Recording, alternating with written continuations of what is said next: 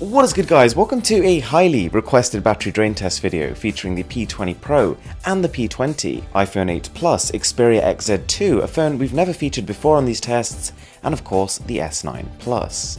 And this time we're jumping straight into it. We're pulling up Shadowgun Legends, we're jumping into the deep end. This is a demanding game. This is going to push these phones pretty hard. A couple of interesting things to notice. The Huawei P20 Pro has the largest battery capacity of the bunch, by quite a long margin, followed by the S9 Plus. Notice also the very slight resolution difference between the P20 Pro and the P20, in which, curiously, the base P20 ends up being 4 pixels taller. Alright, so after the first session, some differences start to emerge. As expected, the P20 Pro is right at the top of the game, and the iPhone and Xperia phones are already trailing behind quite significantly. Alright, so now we've got Rayman Adventures. Again, not a light game by any means. Probably the most interesting comparison we're going to see in this video is the difference between the P20 Pro and the base P20. Because as well as that very slight resolution difference, there's of course a battery capacity difference which is quite significant, but also a display difference. Whilst the P20 Pro is using OLED technology, the P20 has an LCD, which theoretically speaking when you're displaying black pixels should take up a little bit more battery. So yes, things are looking promising for the P20 Pro, but at the same time, we need to bear in mind that both the P20 and the P20 Pro are using a last generation chipset, the Kirin 970, which yes, is still based off a 10nm fabrication process, like the Snapdragon 845, like the Exynos 9810. But unfortunately for Huawei, those latter two chipsets are using a second generation of this process, which should theoretically be a little bit more efficient. Alright, so what we're going to do now is pull up the camera and record some 4K video at 30 frames per second on all the phones. And what we're doing this time is a little bit different. We're first going to record the videos on the phones and then edit them on the phones, and see how much battery both those processes together drain. As of now, the iPhone has fallen into a comfortable last position, and the S9 Plus I'd say is doing a little bit better than its specifications would suggest, perhaps due in part to the more efficient Exynos 9810 chipset. On a bit of a side note, during this entire editing process, one thing that continuously struck me was how much faster it was on the iPhone 8 Plus. Now, a big part of this is probably iOS optimization, but it also demonstrates just how powerful the A11 Bionic chip in that phone is. If you guys have somehow managed to keep an eye on all of these phones, as well as the timer on the right, you might have realized we've just crossed the 2-hour mark, after which it seems like there are almost two bands here.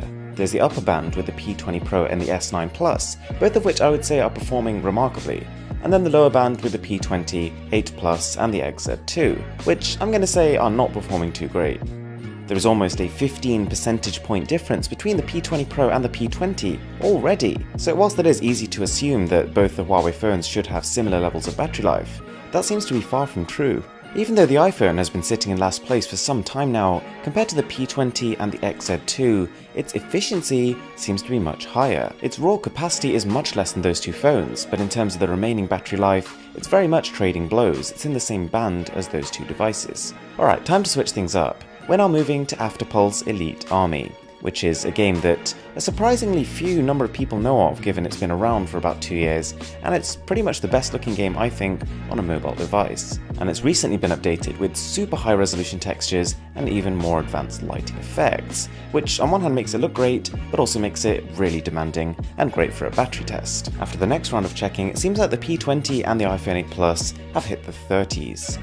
After which, from past experience, phones tend to speed up their rate of discharge. Another thing to point out is that even though in terms of size and weight, the iPhone 8 Plus is far from the smallest phone here, it does have the smallest display. We're talking 5.5 inches compared to the other devices here, which have 6.1, 5.8, 5.7, and 6.2. And as the display, which for most of these phones is on close to maximum brightness, is one of the main things that drains battery, display size matters. And so having a smaller screen could be one of the explanatory factors as to why the iPhone is doing slightly better than we'd expect it to given its capacity.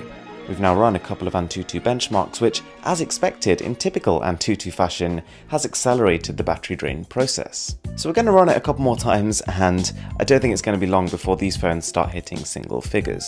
On another little tangent, if you do want to know more about the P20 Pro, I did a pretty in-depth comparison between that phone and the S9 Plus, which launched yesterday, and that pretty much summarizes my initial thoughts of this phone, which are quite mixed. It's not a perfect phone, but it's definitely a very interesting one. Barely 10 minutes into Sonic Forces, at a total of 3 hours 40 in the test, the P20 gets a low battery warning. That means it's got 10% left. only marginally ahead of the iPhone 8 Plus.